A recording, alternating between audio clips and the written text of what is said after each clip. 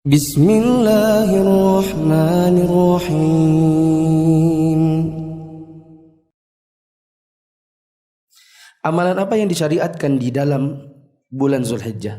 Yang pertama adalah melaksanakan ibadah haji dan umrah. Al-umratu ila al-umrati kafaratun lima bainahuma wa al-hajjul mabrur laisa lahu jazaa'un illa al-jannah. Nabi sallallahu alaihi wasallam mengatakan umrah yang satu ke umrah yang berikutnya merupakan penebus dosa yang dikerjakan di antara kedua umrah tersebut. Dan haji yang mabrur tidak ada balasan yang lain untuknya kecuali surga. Al-Imam An-Nawawi berkata, untuk haji yang mabrur, untuk orang yang haji mabrur, sekedar diampuni dosa enggak cukup.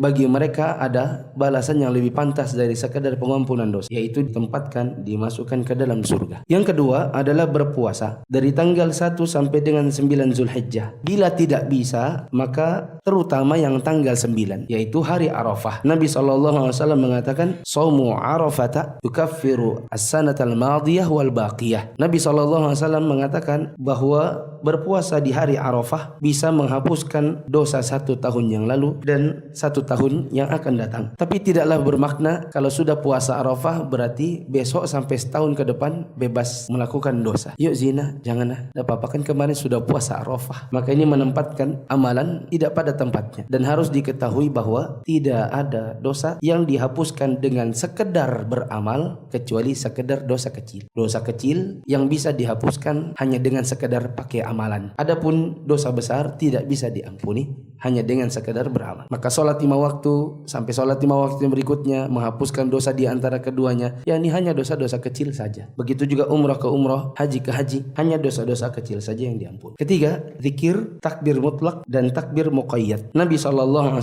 mengatakan, perbanyaklah pada hari-hari itu di 10 hari yang pertama dengan tahlil, takbir dan tahmid. Takbir yang mutlak dilakukan setiap saat baik siang maupun malam sampai matahari terbenam di akhir hari tasyrik, yaitu tanggal 13 Zulhijjah. Maka jamaah yang dirahmati Allah, nanti jangan heran apabila ada orang takbiran tanggal 2, 3, 4 Zulhijjah. Sebagian kaum muslimin, terutama di Indonesia, kita tidak biasa mendengar. Tapi bila ada, maka jangan heran. Karena itu termasuk di antara zikir yang disebut dengan takbir mutlak. Waktu saya dulu tinggal di Saudi, di depan kontrakan ada masjid. Di pintu masjid ditempeli oleh takmirnya tulisan untuk memperbanyak zikir dan takbir. Jadi sebagian orang-orang di sekitaran masjid itu di tanggal 1 sampai dengan tanggal 9 mereka pun sudah takbiran. Maka saya dengar tetangga Indonesia ada yang berkata, hebat ya kau di Saudi ini, sudah lebaran. Tapi maksudnya itu mengejek, dan yang benar dia mengejek dirinya sendiri karena dia tidak berarti yang namanya zikir berupa takbir mutlak. Kemudian takbir muqayyad dilakukan setiap saat selesai sholat fardu sejak pagi hari Arafah, setelah selesai sholat subuh